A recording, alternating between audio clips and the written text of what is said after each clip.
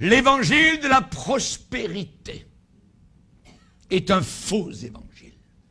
Ça détruit la sanctification. On vous promet que vous serez millionnaire si vous suivez la Bible. C'est complètement faux. La confession positive, la psychologie a déjà fait son entrée. Ça fait longtemps à l'intérieur de l'Église. Et vous avez des pasteurs psychologues déguisés en apôtres de Christ. Montrez-moi où l'apôtre Paul, Pierre et Jean sont servis de la psychologie. C'est en train de remplacer la puissance du Saint-Esprit. Pas étonnant que vous vous ennuyiez dans vos églises. Les amusements. On veut amuser les gens. Il faut les distraire. Tout cela sont des anges de lumière, déguisés. La théologie de se sentir bien. Se sentir bien. Nous allons directement vers une seule religion mondiale. Le diable s'en fout, baptiste, pentecôtiste, catholique, hindou, quoi que ce soit, s'en fout totalement. Il nous hait. L'alcool fait son entrée maintenant à l'intérieur de l'Église. On a déjà vu des pasteurs complètement ronds. Et les gens ont dit, hey, il a de l'onction.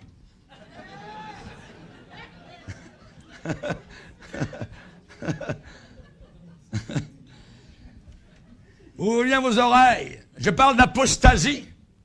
Maintenant, il y a des églises aux États-Unis qui mettent des grandes bannières dans leurs rues en disant la révolution sexuelle commence ici.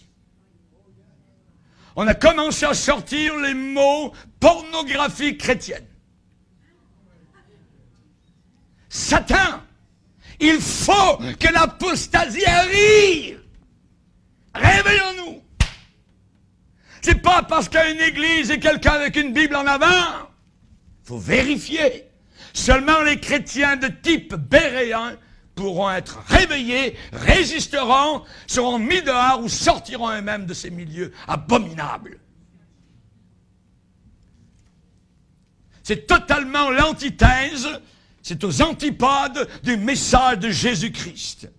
Le message de Jésus-Christ, c'est l'évangile de la crucifixion. J'ai été crucifié avec Christ, a dit Paul.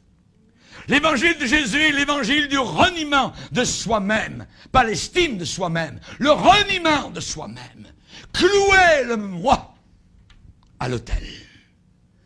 Portez une croix. Si quelqu'un veut venir après moi, qu'il renonce à lui-même, qu'il se charge de son instrument de mort, une croix, et qu'il me suive. L'évangile de souffrance. Paul va répéter à Timothée dans sa deuxième épître au moins 7 fois le mot souffrance. Souffre avec moi. Mon évangile pour lequel je souffre jusqu'à être lié comme un malfaiteur. Dans Pierre, la deuxième épître, calomnie, souffrance, épreuve reviennent 22 fois. C'est ça la vraie vie du chrétien. Service de sacrifice. L'apostasie, c'est s'éloigner totalement de la vraie foi, mais plus que cela. J'ai parlé tout à l'heure, éloignement, divorce, reniement, apostasis, loin, loin, loin de. C'est péché sans aucune tristesse. C'est péché sans que rien ne vous fasse mal nulle part. Et c'est terrible. L'apostasie.